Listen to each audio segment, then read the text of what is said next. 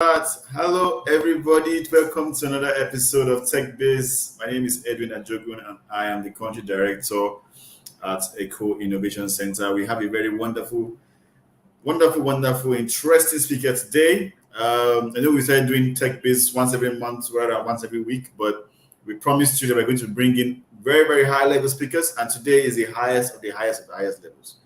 All right. Just want to give you a little bit of background. Techbiz is a webinar. If you're doing it for the first time, Techbiz is a webinar where we like to bring in leading figures in tech and the tech ecosystem in Nigeria and Africa, so they can come and talk about the things that matter to us as entrepreneurs or aspiring entrepreneurs.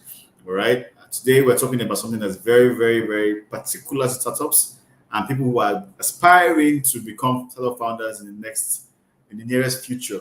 Of course, if you are very well plugged into the VC space, you'll be hearing a lot about how funding has slowed down. There's a bit of a quote unquote recession with VC funding, and a lot of focus has been on now about actual growth and actual numbers that matter to the sort of business rather than just packaging yourself to be attractive enough for investment. And that is one of the reasons why we're having this conversation today, because it's very important, especially for African startups that hope to survive in the next 2 to 5 years. You need to be able to have a sustainable business model, and you need to be able to have a means and a technique and a strategy for selling your product. All right. So, who are we having here today? We have a very wonderful person. He's been my mentor, my friend for a bit of time, and he has done a lot of work in the startup ecosystem. He is a learner, a builder, and a connector, and as a part of the startups and the people who build them. He has worked with small, mid-sized, and global businesses in several industries: finance, education, technology, entertainment. And the central theme for his career has been creating channels for technology to interface with business. His core skills cover people, program, and product management.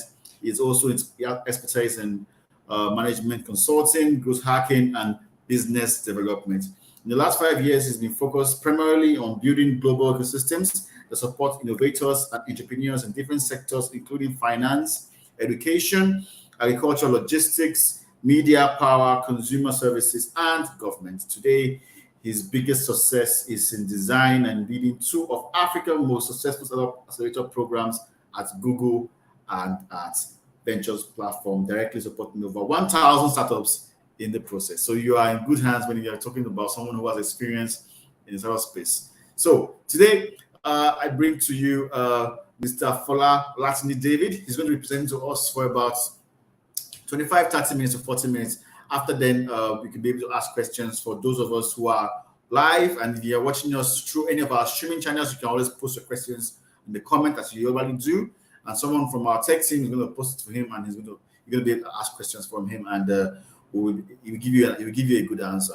Okay. Also, someone from my team is going to be posting the links. So if you're here in the sessions or you're here in any of our streaming, any of our social media platforms, someone's going to post a link to all our our Facebook, our LinkedIn, our Telegram. Join us, follow us, like us.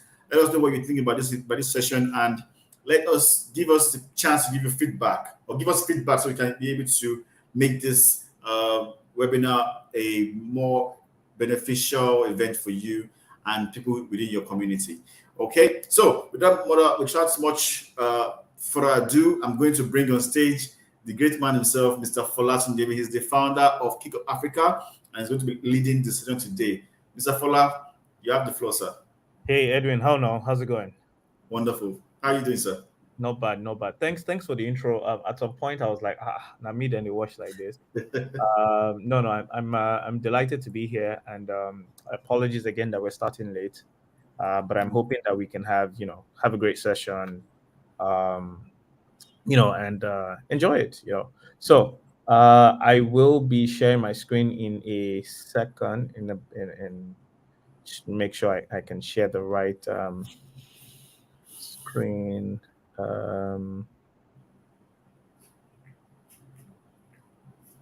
Please let me know if you can see my screen. Perfect.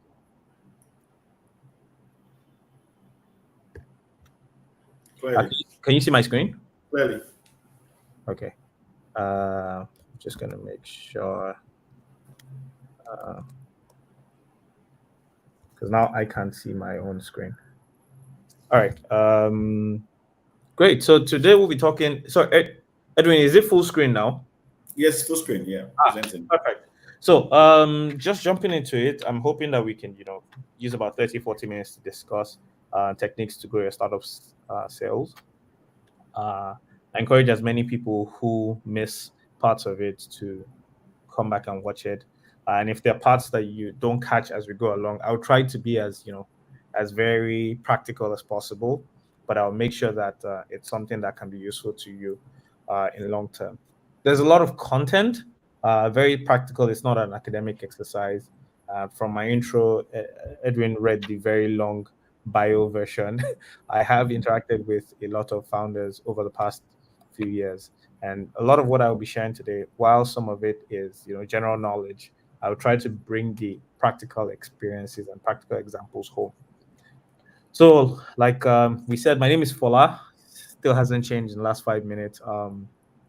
I work with technology. I help founders figure out their strategy. Strategy is a very generic word for knowing what to do, when to do it, and how to do it. And I help people develop their business. That's what business development is. Outside of that, I'm also very interested in my family. I'm interested in football. I'm interested in food. I'm wearing Nigerian jersey today, even though they're not making me happy. But those are some of my interests. And I encourage everybody to have things that make them happy, other interests outside of work. I do have a background having worked with some of the companies that you may recognize globally. So I've worked with Stanbic, Cardinal Stone, VGG, Ventures Platform, etc. And before I go on, I like to set some stages. Can you still hear me? Just making sure, because Yeah, clearly. perfect.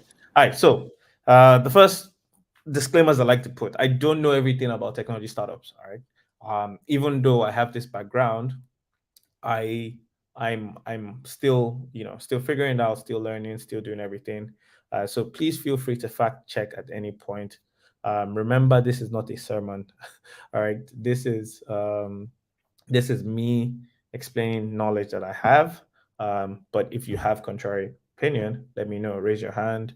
Um, Post a question, post a suggestion. I'm happy to revise it. Everything. This is not the Bible, okay? And I couldn't include every idea. Like I said, we only have 30, 45 minutes, but I'm happy to discuss most things. So if you ask me a question that is out of scope, if we do have time, I'm happy to discuss it. All right. So to set the stage, today, what kind of teacher or speaker will I be if I don't have a picture of an iceberg? Okay, so here's your picture of the iceberg. Today we'll be looking at the iceberg. Every iceberg, startup sales, you think about sales numbers, startup growth, the headlines, the reports, the news, you just see the top. For today, we'll be looking at how it all comes together. What effort do you have to do from a team perspective, product development, operations, marketing, sales. All of that are the things that make the magic happen to show that small iceberg at the top. But holistically, we hope that you'll be able to see the iceberg, how it all comes together. Now, you might be looking at, that thing this guy is saying, I know it now. I've heard about this thing. So I encourage you again, enjoy the class, support, comment, contribute, raise thumbs up, ask questions, because we're going to be looking at the whole picture. So let's start. I like to set the stage by talking about ideas generally. This might be relevant, this might not be relevant, but I'm going to breeze through. When we think about ideas generally, in your mind, it's a very simplistic idea. It's a very simplistic process, which is, I want an orange. In my mind, an orange is the orange plus the leaf plus the stalk, and that's how it comes together. The reality, though, is that it is never that simple. If anybody has planted an orange before, you know that this is not how an orange comes to mind. It's not the stalk plus the orange that just comes. It's you drop the seed in the ground, it sprouts, the sprout turns into a tree, the tree grows, and then after a while, the orange comes out. So this is how I'd like to think about it. This is where you are, and that's your idea, that's your opportunity, that's your business. What are some of the things that you can do, and how do you get that idea, and how that business and that product, how does it all come together? Essentially, in your mind, this is the picture you have, this is the painting, and if anybody can tell, this is a painting of the back of a horse. People have this fully formed, beautiful idea in their mind, but when it's time to execute, this is what they execute. They go back and they realize that, come on, that thing that I drew in my mind is not so easy to execute, and they just do it anyhow. So what we'll be doing for the next like 2-3 minutes is talking about how you convert an idea into an opportunity, and over the course of the session, we'll be talking about how an opportunity turns into a product and then a business. uh, so the way people convert ideas into opportunities, they start from a need. What need does this idea have? What experience do I have in running this? And what are the resources I have to make this idea come to life? And who are the customers? Where do I find them? And ultimately, the business model. How do I make sure that I build a product that people want? I'll take that again. The need. Who needs this? What what what what made us realize or made us consider that maybe somebody actually needs this? What experience do I have as a person to be the one who executes this? What resources do I have? Money, time, skills, people, whatnot. Who are the customers? Sometimes you have products where the user is separate from the customer. Who are the customers? And finally, the business model. How does all of this come together? For today's session, we'll be talking about the last two, which are the customers and the business model, because that's really how it is. We're talking about sales, how to sell and grow your business. So yeah, so today we'll be talking about techniques to grow your startup sales. See, so far so good. We're doing good on time. If you can hear me, comment something, or unmute and say yes. Still just checking. Can hear you. Great. Because I need to be able to see my screen, I'm going to share this, but I don't want.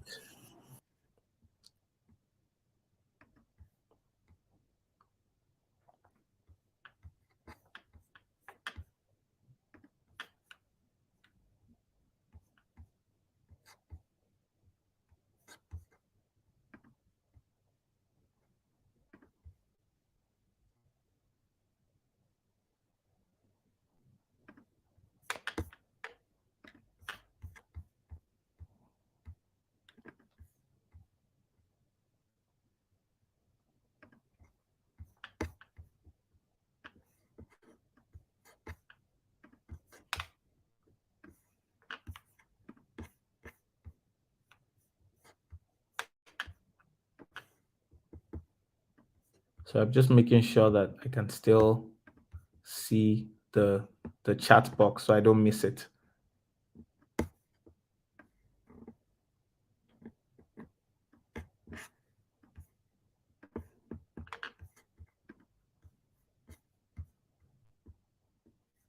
Fantastic. All right, so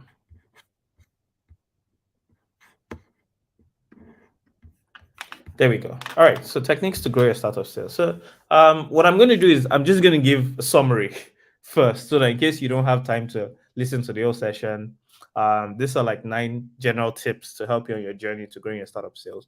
Now, why not 10? I definitely could think of 10 tips. I definitely could think of 30, 100 tips. But I like odd numbers, a random number, because most teachers like to do 3 points, 5 points, 7 points, or 10 points. I just chose 9, and if you want to fight me, come and fight me in my house. So the first is, you need to identify who your ideal customer is. In startup world, we call that the persona. The reason why this is important is your product cannot appeal to everybody. Your product cannot please everybody. You are not jollof rice. Even jollof rice, there are people who are not cultured that don't like it. So you need to very quickly identify who your customer is and what they need. The next point is hand in hand. You need to get into the customer's shoes. You need to understand where their pain point is.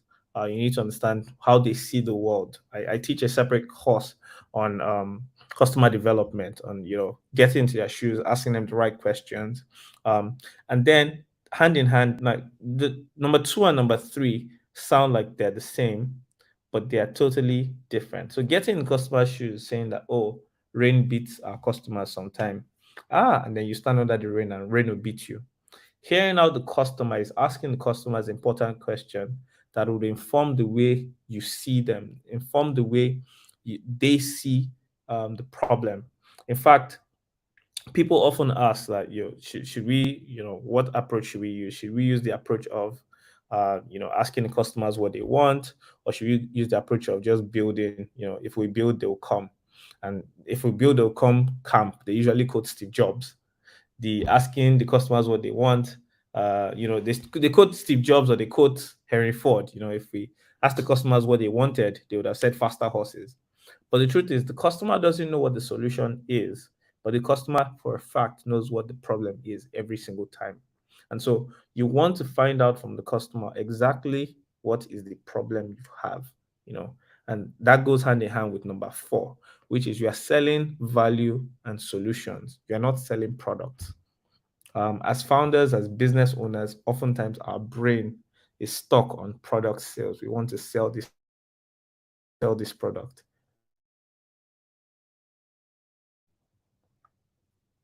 You should be selling value. You should be selling um, solutions. You shouldn't be selling product. Number 5 is, as you start to get practical, start from small markets or small clusters in big markets. So, if your product or your service is applicable to everybody, that's good, that's nice. But take a leaf from the page of, Amazon. Even though Amazon is the everything store today, they started selling books. Take a leaf or book from every business around you. You don't see people just branch out and say we want to sell to the whole world. They start from a small community. They start selling from a small group, and then when that group likes what they want, then they start to sell it to other people, and so on and so forth. Number 6 is design a solid follow-up process. I can't tell you the number of times that I've tried to sell or buy from people, try to buy from people, and you message them, they give you price, and you just, maybe you forgot, you got busy, and they forget, they get busy, they don't respond to you. All those leads that are going nowhere. You've had a meeting with somebody, you already showed interest. Even if you didn't show interest, or even if they didn't show interest in your product, design a process where you follow up every single lead to find out where people drop off. Oh, thank you for asking about our price. Thank you for DMing about our price. Or thank you for your meeting. This is the prices. A few days after, I just wanted to follow up to know if you're still interested in this product. The worst thing they'll do is they'll tell you no. They will not beat you. And even if they beat you, chop the beating. But hopefully they will not beat you. All right. So you want to design a process of follow up, because Bill Gates popularly said that he learns more from customers that do not use his product from people who actually use his product. And I see that as the reality in life, from so many people, they're just one small tweak away from using your product. Again, these are 9 general tips. In case you're not going to listen to anything of this session, just learn these 9 general tips and you'll be fine. The next is be a great storyteller. So everybody relates or resonates with a great story. Everybody wants to know that, that you can see them, you can hear them, that you're considering them, that you have something that relates to them. So be a great storyteller. Number 9 is mastering your negotiation skills. Oftentimes we set up and we have price lists. This is how much my service costs, fix, fix, fix. But sometimes being a great negotiator is factoring in how much is my unit cost, how much do I need to make to break even, or how much do I need to just convince this person. In sales, we call something an anchor sales. You want to get an anchor client. So if, for example, you know that if Google is using your product, or if is using your, it'll be easier for you to sell to other people. You know that you're looking for an anchor client. Maybe you have an office space. You need one customer that looks good so that other people can see on your brochure that, oh, this person is your product. You need customer testimonials so that other people can actually think about your product. So you want to master your negotiation skills in the sense that you are attentive to those type of deals, so that you don't just tell everybody, no, that's my price, that's my price. And finally, you want to build strong relationships. I'll speak about why this is more important later on, but it's important that with your customers, You build relationships that can stand the test of time. So instead of just thinking about it that, oh, I want to make a quick buck, I want to very quickly make a sale. Instead, think about building a customer relationship along the line. In Google, we had something called micro moments. Essentially, micro moments are when a customer wants to make a decision. You normally would assume that decision is made when they're about to buy and sell. But micro moments start from the moment the customer hears about your product. You know, therefore, I want to moments is I want to know, I want to go, I want to do, and I want to buy. Everybody focuses on I want to buy that end product. Like, let me quickly close this deal. But the truth is, a customer hears about a product the first time. That's when they want to know. Then the customer says, I want to go, or I want to, I want to do something. And then it's down at the end when they want to make a decision. So you want to build strong relationship. You want to be the guy that they know, or you want to be the girl that they know that has the answer. You want to be the subject matter expert. If you're in the blockchain space, for example, you want to release content, you want to teach people, you want to have people, come for sessions, you want to host seminars like this. And even after the sale, you want to create strong customer relationship bonds. All right. If you can hear me still, thumbs up, Edwin. Good, fantastic. You're the only one I can see. So you're my what's the word now? Landmark for if people can hear. So I'm your anchor customer. exactly, you're my anchor customer for this session. So when we think about it this way, you remember how we had the guy that was standing on his own here, this guy. Some of the sales technique and things that we discussed is getting you from where you are to your future state. State where there's some tools and processes and procedures. In startup parlance, we call that the lean methodology or the iteration. Iterative way of building, where we essentially you build, you measure, and you learn. You build, you measure, and you learn. I like to take it an extra step. I like to say you make a little, you make something small of it, you sell a little, you sell it, and then you learn a lot. Because I don't believe in, essentially prototyping. I believe in prototyping. I don't believe that it's until you have built a gigantic process or product or business before you start selling. Now, sales is not just naira and kobo.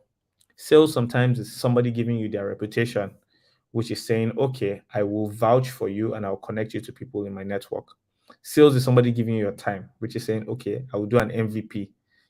I will do a pilot study. I'll do a test. I'll do a trial period to know if I like it. And sales obviously is when, the money hits your account. Obviously, the one we prefer the most,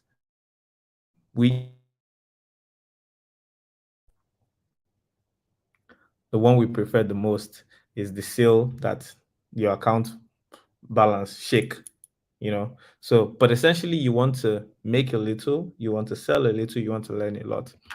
And where you want to get to, and I don't want to spend too much time on this because it's not the core of today's session, but essentially where you want to get to is product market fit. Remember, you're making a little, that's which is build, you are selling a little, which is measure, and you are learning a lot, which is learn. You want to get to product market fit. Now, product market fit is essentially when you've made something people want. The simple way to think about it is your product fits into the market. And a simpler form is essentially you make something a lot of people want. In starting out your journey to product market fit, or starting out your journey, a lot of people start from here, which is a business model canvas. And I encourage you to start from here because it allows you to think about, your value proposition, the customers, the relationships, the channels that are going to reach them, the key activities, the key partners, the cost structures, and the revenue stream. What I find that a lot of founders do is they jump from value proposition to revenue stream. They don't identify all the other boxes. They don't identify their cost structures. And so when money starts, when money starts leaking, when they have to pay this rent, they have to pay that tax, that levy, they're like, oh, this business hard though. So what I encourage you to do is, when you think about your business holistically, you think about it from what are the key resources, the key partners I need, what are my cost structures, my revenue stream. All right. So I've done that overview for 10, 15 minutes. For the next 15, 20 minutes, we're just going to jump into, the sales aspect of it. And, before I would use some technical terms, but even before we do the descriptions and definitions, there's some important things to know. I think the first thing is that sales isn't marketing. There's always this argument. It's not even an argument because it's common sense.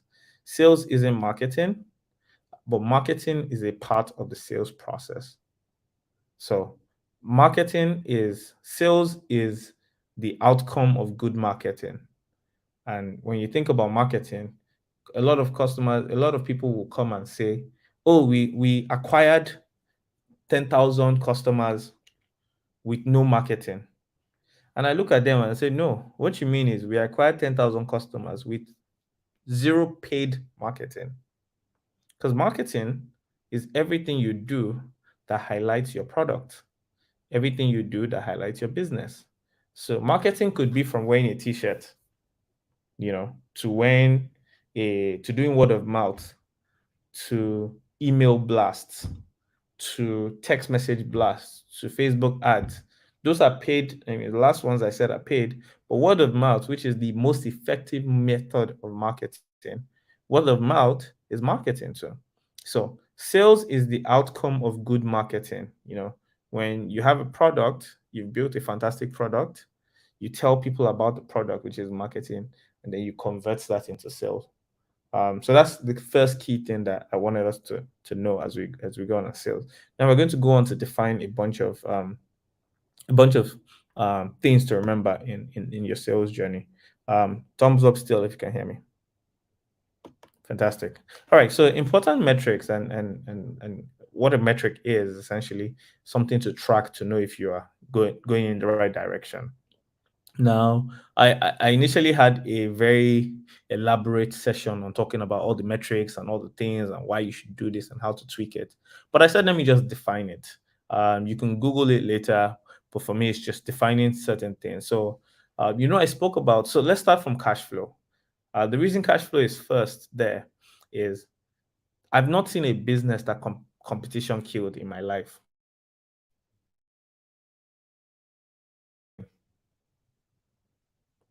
It might sound like, what's this guy saying? Is this guy thinking about it? But actually think about it. I've never seen a business that they say this business died because competition entered the market.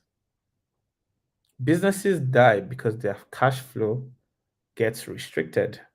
You know, they're not able to get enough customers to pay them, to continue to pay them money faster than they're losing. So if you think about it like a bucket, they're not able to get enough in faster than it's going out.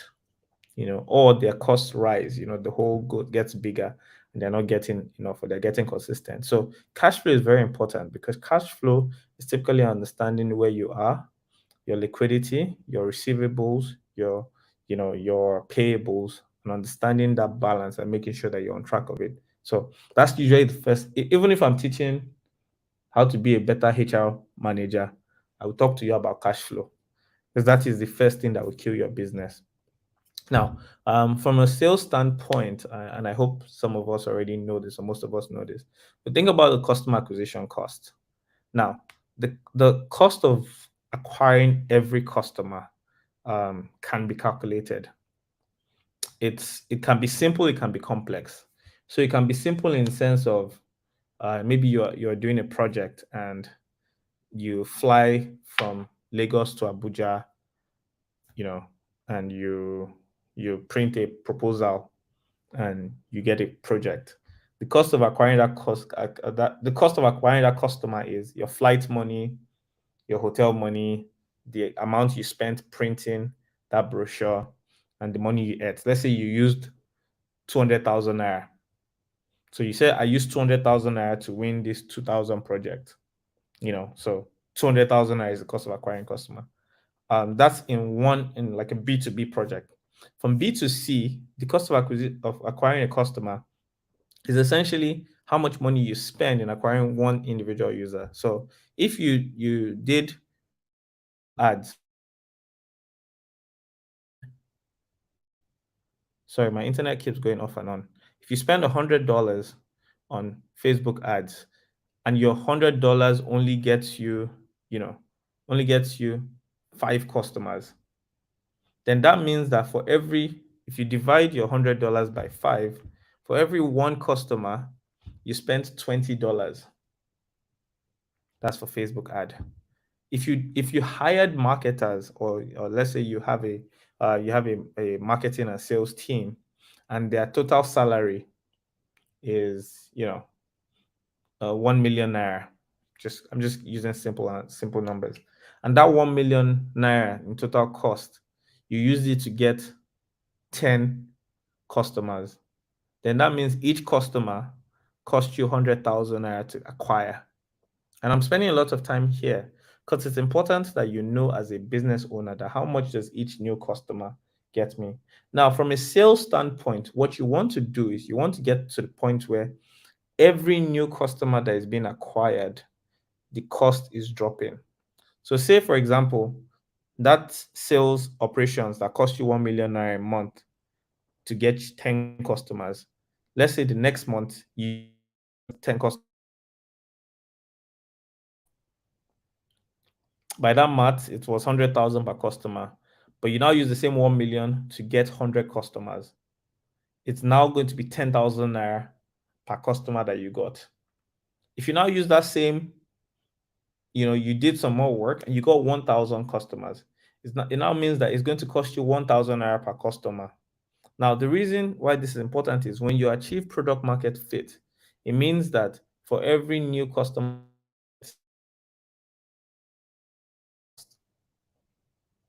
I'll say that again. When you achieve product market fit, it means that for every new customer that you get, you don't have to increase your customer acquisition cost. I spent a lot of time on customer acquisition cost. And so I'll speak about, towards the bottom left, the lifetime value. Now, this is important because it's not, you don't just acquire the customer and forget about the customer. You acquire the customer and then you start asking yourself, how much money is this guy going to spend? A customer that let's say you acquired a customer for $20 and the customer only comes to spend $50. It's good because you make a net money, but sometimes you can acquire a customer for $20 and they only spend $10. That means that the lifetime value, or the total amount that that customer is going to spend on your platform, is $10, whereas you have spent $20 to acquire him or her. So it's not sustainable. So you ask yourself, okay, and how do you calculate lifetime value? You say, how much money is an average customer expected to spend?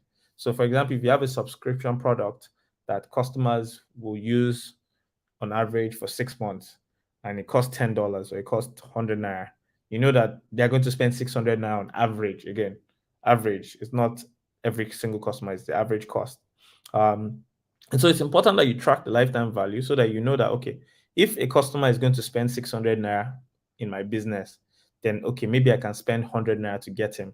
But if a customer is only going to spend 600 naira, then I'm not going to use 1,000 naira to get him or her, because I'm going to run at a loss. The rest of the things are very simple stuff that you might have heard in business. Gross margin. Gross margin is your gross revenue minus the cost of goods sold. Simply put, if this pen costs me 100 naira to buy and I sell it for 150 naira, then my gross margin is 150 naira minus the 100 naira that I used to buy, which is going to be 50 naira. Now, the reason this is important is a lot of businesses think, oh, I don't sell, I don't make profit, I sell this thing. And they forget the total cost of goods sold. Cost of goods sold is not just the cost of the pen. I know in the example I gave, I was being tricky by saying the pen is 100 naira. But if I took Okada 30 naira, go and buy the pen, and Okada 30 naira, come. So the pen was 100 naira. I've spent 60 naira on Okada. That's 160 naira is how much this pen cost me. If I sell it for 150 naira, then my gross margin is negative 10 naira. That means I've actually lost money, even though I made more money than the pen actually cost, but I've lost money. You know who's really good at calculating this thing?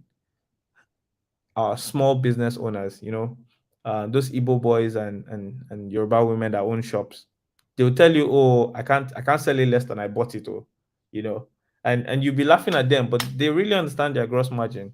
Now, Moving on very quickly, recurring revenue, like I spoke about lifetime value of customers, how much of the money is coming. Recurring revenue can either be monthly, can be yearly. Unfortunately, there are so many contractpreneurs around who they just think, oh, once I can make one big sale, what happens next month? And what happens is they make a big sale, they make 10 million naira, they go and hire 50 people.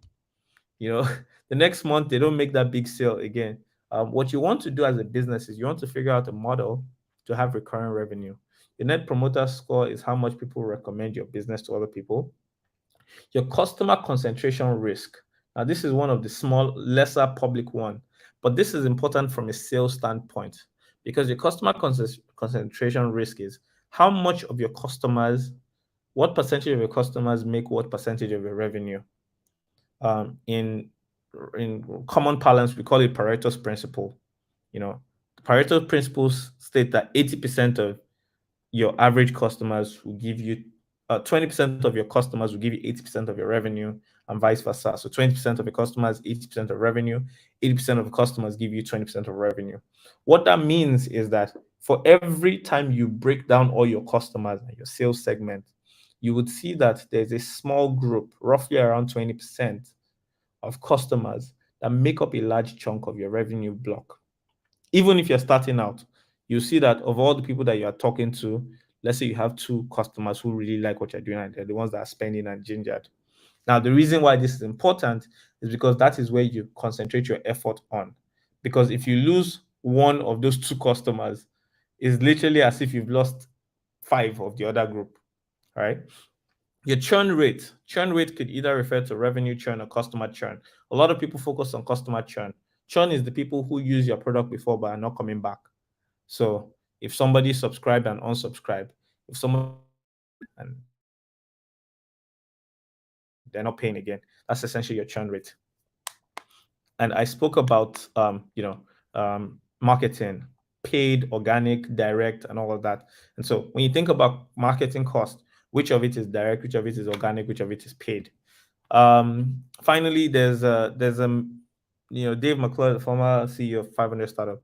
He had this thing when you think about startup growth, it's called the Pirates R: acquisition, activation, retention, referral, revenue. Just reading it out. Acquisition is thinking about how do customers find you, how quickly can you get your customers to the aha moment, which is the aha moment is when they're about to make that decision that, okay, I want to buy. Retention is how many of your customers that bought from you last time buy from you again. Because if you think about it from a sales standpoint, a lot of our businesses serve as, when I said the micro moment, you stop at the I want to know moment. Sometimes you even get them to I want to buy, and they buy one time. But after they buy from you that one time, they know that I no go near this guy shop again. I no go near this guy business again. A good example of it is our mobile phones. How many of you use the exact same phone maker that you used when you got into technology? The answer is probably 0 or maybe 1%. Most of us got into technology using Sagem or Motorola or Nokia, and we've all slowly found our way into Samsung or iPhone or Pixel,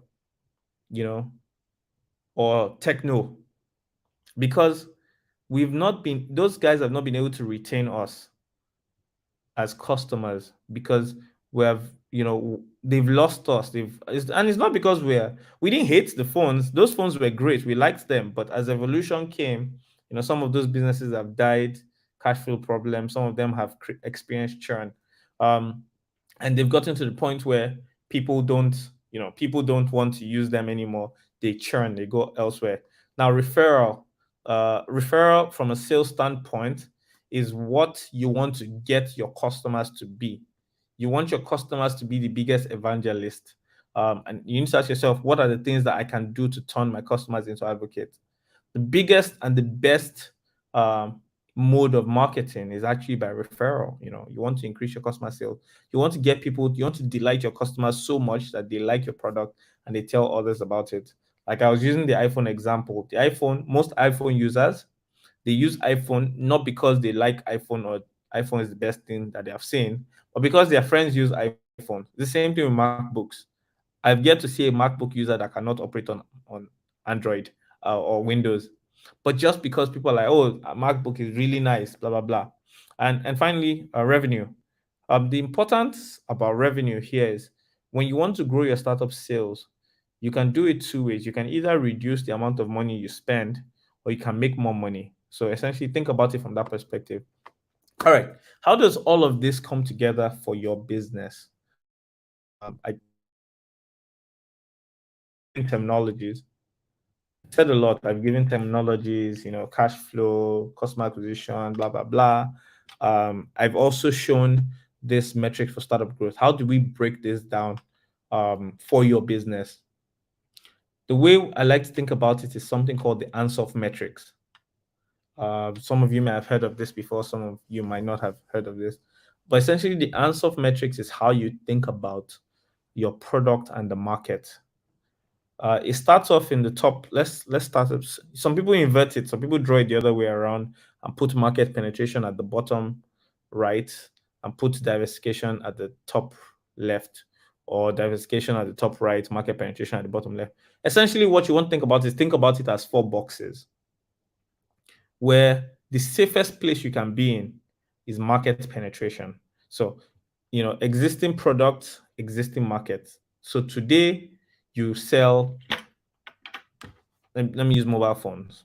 You sell mobile phones as a product. What you want to do with market penetration is you want to sell more mobile phones. You want the people who know about your product to expand. You want to expand the number of people you're selling mobile phones to. The next box is market development. You have a new market, but you have an existing product. So let's say today you sell mobile phones to students. Tomorrow, you want to sell mobile phones, same mobile phones, but you want to sell it to married people, or you want to sell it to adults. It's the same product that you have. It's the exact same product, but you want to sell it to a new market. Again, market development. The next one is product development. So let's say you've been selling mobile phones to a group. Let's say you've been selling mobile phones on campus. Tomorrow you decide that I don't want to sell mobile phone again. I want to be selling water. Just calling things around me. You want to be selling water. Now, the difference between market penetration and product development is you have the market. So they know you for something. They know that you used to sell high quality phones, but today you now want to sell water.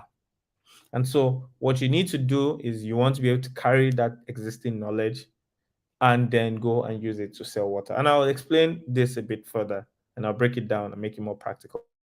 The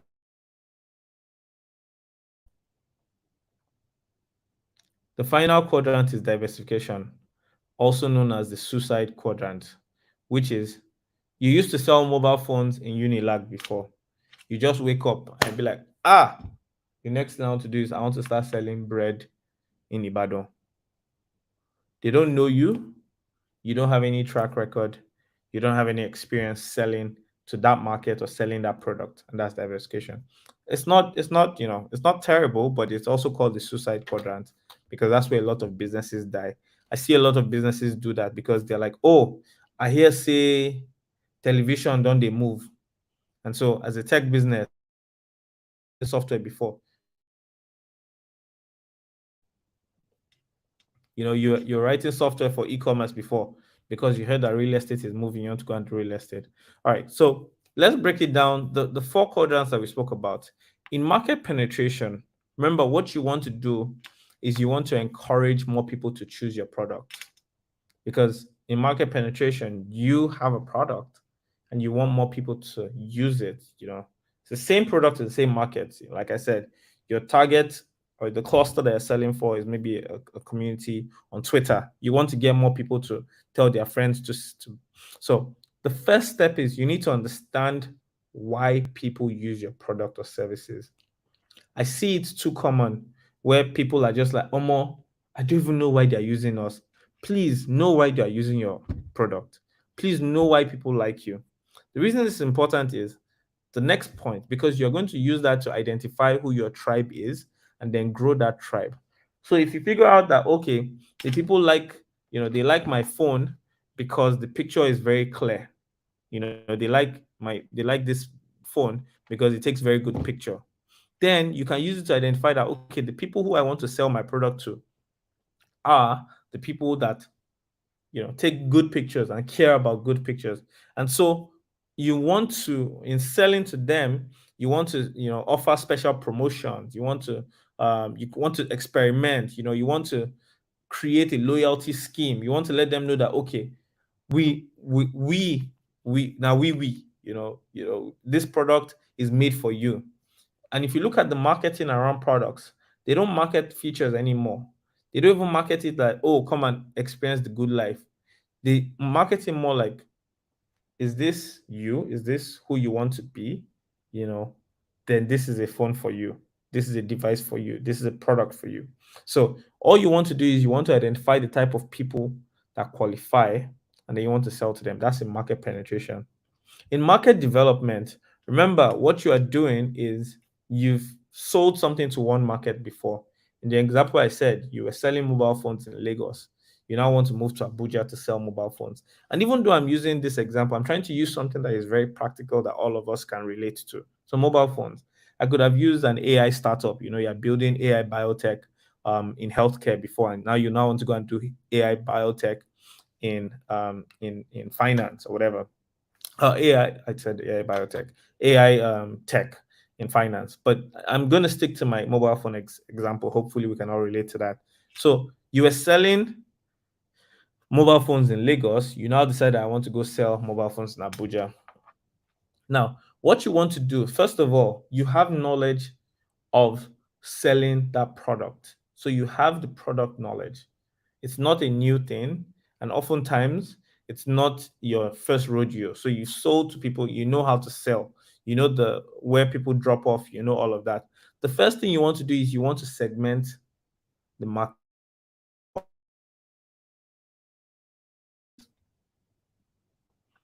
Why is this market different from the market I was selling before? So before now, I know what worked in Lagos. In Lagos, I enter bus, I shout praise the Lord, and I start selling my mobile phone. But in Abuja, there's no downfall to enter. So and this is why I was talking about knowing your customers and talking to your customers. The first thing you want to do in every new market is talk to existing people, the people who you think are your customers. Talk to them and segment them. Remember how I spoke about persona? Because generally, what you want to do is you want to profile people and say, okay, this is what my new customer segment looks like. Again, a market, even though I say market and I'm using the Lagos Abuja example, but a market can still be in the same geographic area, but based off of a different demographic. So, for example, if you are selling sanitary pads, well, not sanitary pads, you're selling let me think of something that only women use, and now you want to move over and you want to sell it to men also. Let's say you're selling shampoo. Again, just random. You're selling shampoo. You want to figure out, okay, it's the same product, but I want to market it in a way that even though it was women that used it before, it's now men that can use it. An example that is unfolding right now, presently, that I'm working on is there's a lounge, a restaurant, a lounge, and they found out that some of the programs that they do, it's a lot of women that come for it, but they want to get more men. I mean, it's a good problem to have because typically in lounges and clubs, it's more men that go, but they're trying to get more people. And so ultimately, what they want to do is they want to figure out, it's a new market, figure out what makes that market tick. So as you're selling, you can use online to run surveys. You can do direct sales, or you can find people who know that market and say, okay, you know what? Let's use agents to capture data. Let's use people who this market trust already. Remember, the difference between market penetration and market development is market penetration, you know it, you just want to expand. Market development, you want to figure out that market afresh. Now, for product development, what you want to do is you want to sell a different product to the same people. So product development for me, I like best because I've been selling mobile phones to you since you know me now. Now we. The mobile phone I sold to you has not spoiled. The mobile phone I sold to you is still good. Tomorrow I wake up and I decide that is what I want to start selling to you. What I start from is I say, okay, I'm building on the existing trust that we had before. This is sales. Now, this also especially works for people who are leaving their business, leaving where they work to go start a new business, which is, oh, I'm competent. Even though I worked in a bank, even though I worked in a school as a teacher, I was a good staff. So trust me that this new hairdressing business I'm starting, I'm going to give it the same level of integrity, of that's your existing customers. But another place to start from is you engage your churned customers. And I'll say this, especially when the products are a bit complementary. You ask them that, okay, when I was selling mobile phone, you bought version 1, you did not buy version 2. Why? They'll tell you, oh, that your phone where the battery no they last. That your phone where if aeroplane fly, the thing will record one missed call. That your phone that basically you ask them why did you stop using my product? Okay, so you're not saying, okay, you know what? We have stopped, or we have upgraded, and we now have a new device. We now have a new tablet, because you're complaining that the screen size was too small. But you engage your churned customers and you extend your product, because when you're doing product development, sometimes it's about, you look at a car, you look at car makers and you wonder, why does Toyota have the same Toyota has Yaris, has Corolla, has Camry, has RAV4, has Prado, has Land Cruiser. And you're like, just make 2 cars now, make one big, one small. Why are you doing all of this?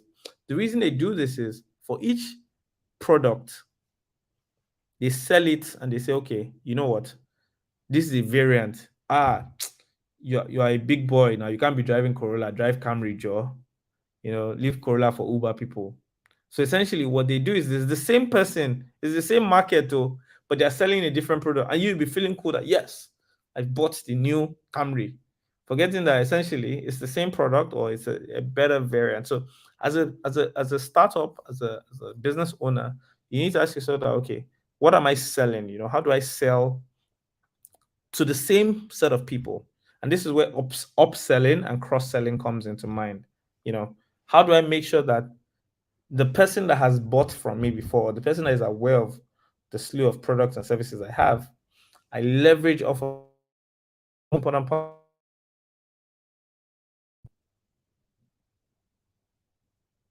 The most important part here is that you're leveraging on that relationship. And if it's a service, like I added the last line, if it's a service, shorten your time to market, where every other person is saying, oh, we will respond to you in 2 business days. Try to respond in 1 business day, improve your customer service or quality, because this is what will differentiate you in product development. I wish you all the best. Like I said, that's the suicide quadrant. Anything your eyes see inside diversification quadrant, you take it like that, because nobody send you to go and sell new product in new market.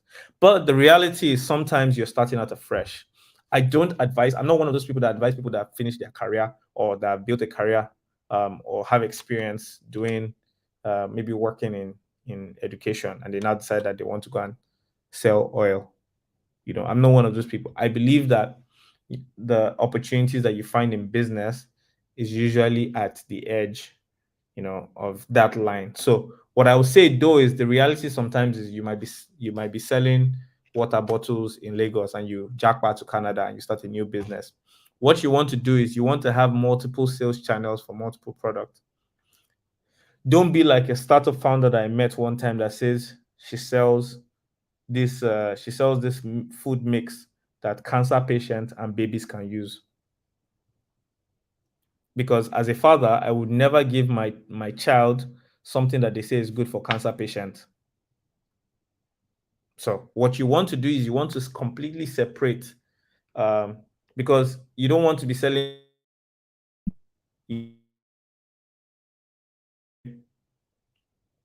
when you enter a bus or when you read all those Instagram posts and they say this thing cures cancer, cures HIV, fix impotence, fix headache, fix barrenness. You don't want to be doing that. So what you want to do in your marketing and sales is, if you actually happen to have a diversified portfolio, you want to have clear-cut sales channels and sales processes for those products. You want to make sure that there's a clear division that this is not what this is for and this is not what this is for. I'm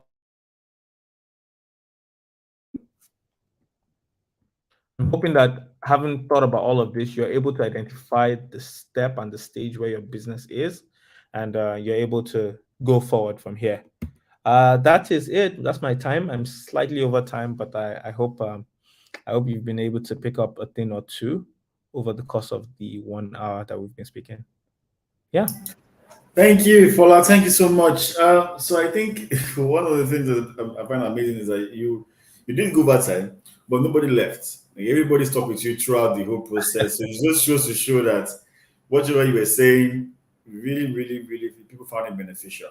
Okay, and I'm sure people that are going to watch this video afterwards are going to be wishing they had come in and were here live so they can ask you questions. But let me just simply ask from my own personal point of view, because of course I do get to be asked a lot of these questions to myself. Why is it that a lot of founders these days, I mean, not necessarily why, but do you think, at what point do you think that startups should stop worrying about how they're going to raise funding and start worrying about how they're going to grow their sales? Or is there a point whereby you can say to yourself, okay, I really need to stop worrying about sales, I need to think about raising funding, or when do you think that the conversations about fundraising should start after, should become more prominent before talking about sales? When do you start thinking about funding? Given the fact that, of course, I was assuming that you sorted out all your sales processes and you know your numbers. At what point do you start worrying about when you start raising funding? So I think today there's a big problem in the way we think about startup world. It's been turned on its head, where founders, without any traction, without any product, without any idea, they go out and raise money on a pitch deck. Yeah, I'm guilty of that. I've I given know, I was going to tell you. I'm guilty of that. I've given and sometimes you start from somewhere, which is why some of us Okay. are welcoming the correction in some format. I mean, obviously, Yeah. people to lose their jobs and whatnot, but we all need to go back to base and ask ourselves, why do we start? Why do businesses start? Businesses exist to solve problems. Yeah. As a business owner, you create value and you capture value. So you create value, that's you solve somebody's problem, and you capture value, you collect their money. That's what business should be. Yeah. And so if you think about it that way, a startup exists to solve a problem and to find a large enough people who have that problem to make money from them. Remember, a startup Yeah. exists to solve a problem and to find a large number of people who have that problem. And so what it means is that when you start your business, the first thing you should do is not say, oh, I want to go and find a large number of people that have this problem. The first thing you should do is to start to find, how can I solve this problem? And so, we usually say create an MVP. Yeah. Who assume that an MVP is just go and come and show something that can confuse me? No. An MVP means a minimum viable product, which is what is the smallest version that's minimum, that works. Viable means work, that has life, works. And a product, something that is tangible. What is the smallest version of your solution that is solving a problem that exists today? And so if you take it down and you extrapolate it, founders focus on the wrong thing because they're like, I need to raise money to start this business. No, you don't raise money to start a business. You raise money to grow a business. Again, not to start an idea. You don't raise money to start an idea. You have an idea, you experiment with the idea, you have a product, you say, oh, I think I have a business here. And so if in an ideal world, you want to go, where we get confused because we see so many founders raising and so many people announcing, and like I said, the headlines and all that. But for every one startup that has raised funding, there's 1,000 that did not raise. And so if we want to use the law of averages here, you are more likely to not raise than to raise. So your focus is to be building a sustainable business. So your focus selling to your focus is to first sell to customers before you start thinking about fundraise. I know that the world we live in today, a lot of people raise money, they run away, or they raise money and they quote Amazon and say, hey, Amazon did not make money for 15 years or did not make profit. But I always encourage founders, do not sacrifice growth on the altar of do not sacrifice revenue on the altar of growth, because what will happen is you have a big company and you don't know how to make money from your customers, which is what you have with Uber, Square, and Twitter and the likes. They have massive companies, but they don't know how to make money from the customers. So they have to continually depend on fundraising. You don't want to get into that loop. Again, find a problem, solve it by creating value, and find a group of people that say, okay, I've solved this problem for these 10 people.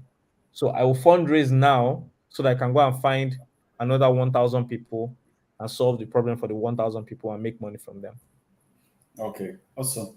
Sorry, I'm going to ask you a very controversial question, and I pray you permit me. You mentioned that you two have made a mistake of investing in a startup. No, I Um, just say mistake. I'm guilty. okay, you're guilty. Okay, you're guilty of investing in a startup. But how a startup without having a product or on the page of a pitch deck? How has that worked out for you so far as an investor? Mixed mixed what's it called? Mixed results. Mixed results in the sense that when you're investing in an idea, it can go any direction. An idea itself doesn't make a business. Remember when we're looking at the first intro, I said an idea turns into an opportunity. An opportunity, you convert it to a product, and then when you build a product, you build a business around it. So I've had people who I've invested in, and I try not to. I generally try to always have that you have an existing product. But I have one or two cases that come to mind where I've invested in them at the idea stage, and they're still stuck because, like everything, I said you make a little, you make a little, you sell a little, you learn a lot.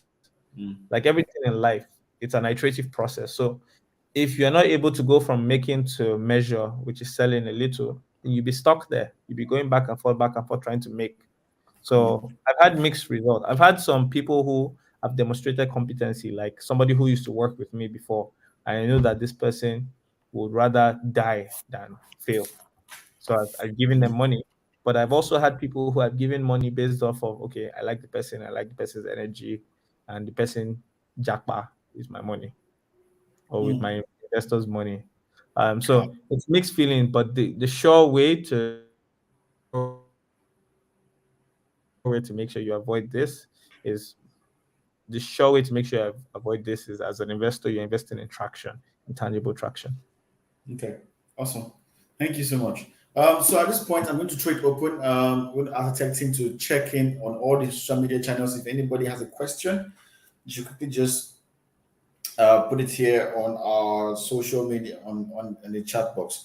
If you have a question too, can you just please just comment on the chat box here and just ask your question? And while we're waiting for that, I'm just going to ask one more question. Yeah. So for you, in your experience, what is the biggest challenge you've seen founders face when it comes to sales? And how do you think is, I mean, I understand that, I mean, knowing the techniques and knowing all those things is very, very important. But then we both know that there's difference between the theory and the practical, right? And now from your experience in thousands of startups, you've been able to engage in accelerator programs, incubation programs. You've been through the Google Launchpad. You've been through so many um, so many so many programs where you've got to sit down with founders, put some money into them, and had to do one-on-one follow up. And I'm sure at some point in time you've seen a recurring theme with regards to growing sales. Now, I'm saying I'm asking this question because there are people who are here who want to be founders at some point in time, or who are already at the early stage of being founders. What is usually the biggest challenge with founders, achieving that sales milestone, those sales goals, whatever it is that they set up in mind to achieve? What's the biggest challenge in money phase, and how do you think before they get to that point, how do you think they can begin to mitigate against it from the very beginning? So I think the first thing is people try to sell unfinished product, or they try to sell in their mind. They try to sell their product, and I spoke about this earlier. They try to sell what they feel the customer should want versus selling what the customer clearly needs. So they are selling their product versus selling a solution. The difference in that is, if their product is wine, they're selling. I had a bottle of wine somewhere. I think I've drank it. They've decided that I have this glass, this wine, and this is what the customer needs. Whereby the customer is just thirsty, and if the customer is thirsty, they need water. So they come there and say, "Oh, I have wine. Buy wine, buy wine. My wine is sweet. My wine is healthy. My wine is nutritious. My wine helps your blood circulation." I don't know if wine does all of this, but they are selling all of that. But they're not listening that the customer is just saying, "I'm having hiccups. I need to drink water." And I'm oversimplifying it by giving this example. But again, I try to give example everybody can relate to. So I see a lot of founders selling wine to thirsty customers. I mean, the real sense of it is if a customer is thirsty enough, they can drink the wine. But it's not wine that will cure their thirst, it's water. So that's the first problem that I see. That's selling products that customers don't want. Now, Okay. and selling part of that is by building products that nobody wants. Some people find an idea, and maybe three people in their house have the same problem, and they say, "Oh, this must be a big problem. Let me quickly go and build it." They quit their job and they start building it, but they can't find anybody that has the problem. So, ultimately, what you want to do is you want to make sure that as part of your product development cycle, as part of your marketing cycle, you are trying to understand: am I building a solution, or am I just feeding my ego and building a product that nobody wants? The other thing is, I was speaking earlier about storytelling and building relationships. Customers are not, they're not mugus. I mean, some of them are, but generally customers are smart people who every time they interact with your business, they ask themselves, do I really need this product or this service? So if you don't build a relationship with them, or if you don't let them know that, okay, you are thoughtful about the way you think about this engagement, except you are selling something that their life depends on it, every single time they interact with a product, they think about that. Do I really need this product? Do I really need this service? And then they churn. So I think those are two things that I see. They don't build a good enough relationship, and they try to sell what the customer doesn't need. Okay, awesome. Thank you so much. We're way beyond our time, but so there are two questions that have been asked, one online and one in the chat box. So I just quickly just ask you to give like really short answers so that we don't, Yeah. overblow our time even more. So one of them is someone is asking from LinkedIn, are you interested in the blockchain ecosystem and the whole idea of decentralized organizational applications? Simple answer, yes. Okay. Okay, cool. The other question is saying, what's the best strategy to get users to use your MVP? So I think he's talking about at the early stage, how do you get your first customers into your system? Like, what's the best strategy to get your first customers aside your family and friends? What's the best strategy to get your first customers aside of family and friends? So there are multiple ways of creating an MVP. Family and friends is typically the first point of call. But if you can't find customers, and this is it's a mind it's a mind bender. If you can't find customers to sell your first version to, then who do you intend to sell the actual finished product to? Yeah, your beachhead market, yeah. Yeah. So your beachhead segment, you've identified who your typical customer is. Part of identify who your customer is where they are. So if you say, oh, I don't know where they are, then who do you actually plan on selling 1 million products to if you can't find 5 people?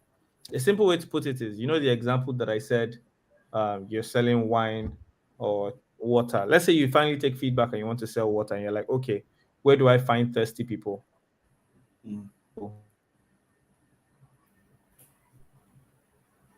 You find thirsty people in traffic. You find thirsty people at events, at sports centers. Let's say, okay, you don't want to do that. You want to sell your wine.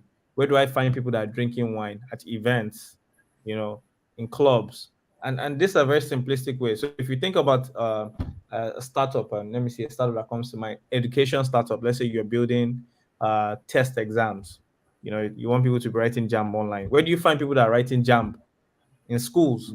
You find people in schools, and you find parents of those people in school, in churches, in WhatsApp groups, in communities, in housing estates.